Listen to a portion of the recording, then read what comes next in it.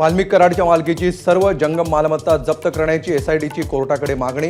कराडची संपत्ती 1000 कोटीपर्यंत जाऊ शकते, सुरेश धस यांचा अंदाज। राजून ईडीची एंट्री का नाही, वडेट्टीवारांचा सवाल।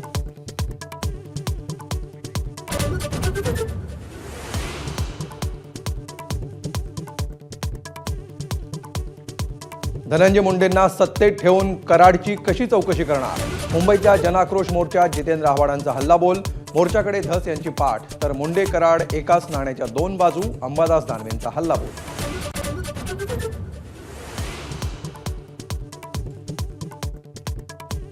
अक्षय शिंदेनं बलात्कार केलेला नाही, जितेंद्र आव्हाडांचा खळबळजनक दावा। खऱ्या गुन्हेगारांना लपवण्यासाठी शिंदेची हत्या केल्याचा आरोप।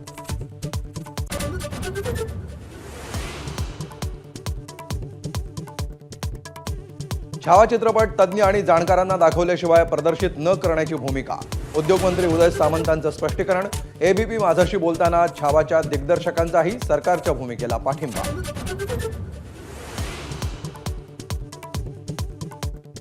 मराठा आरक्षणासाठी मनोज जरांगेंचं पुन्हा उपोषण सुरू। मराठा समाजाच्या 10 मागण्या तातडीनं पूर्ण करण्याची मागणी। सरसकट कुणबी प्रमाणपत्राच्या मुद्द्यावर ठाम।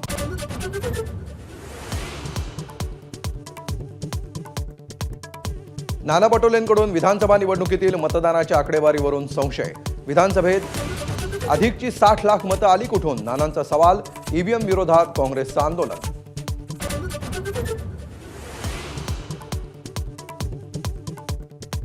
सैफ अली खान हल्ला प्रकरणात आरोपी शेहजादसह आणखीही काही जण सहभागी असण्याची शक्यता।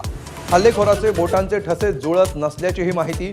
100 पेक्षा अधिक बोटांचे ठसे तपासणीसाठी पाठवले।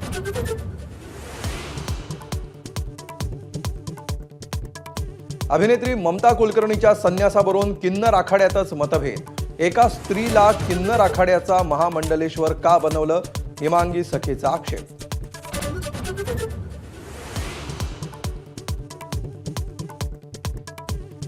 मुंबईतील दिंडोशी खडकपाडा परिसरातली आग आटोक्यात। आगीमध्ये फर्निचरची 60 ते 70 दुकानं जळून खाक। 5 ते 6 तासांनी आग आटोक्यात।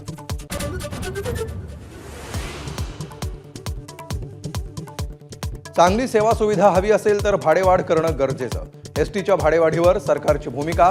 आजपासून एसटीची 15% भाडेवाढ।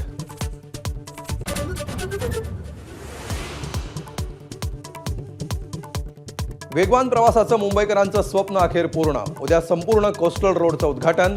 मरीन ड्राईव्ह ते वांद्रे अंतर केवळ 15 मिनिटात कापणं शक्य।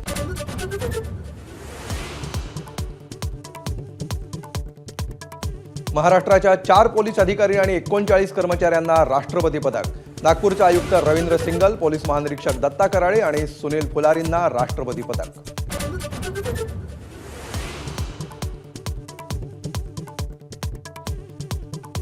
रणजीमध्ये रथी महारथींची मुंबई जम्मू आणि काश्मीरकडून 5 विकेट्सनं पराभूत। रोहित, अजिंक्य, जयस्वाल, श्रेयस फ्लॉप। शार्दूल कोटियन जोडीची झुंज व्यर्थ।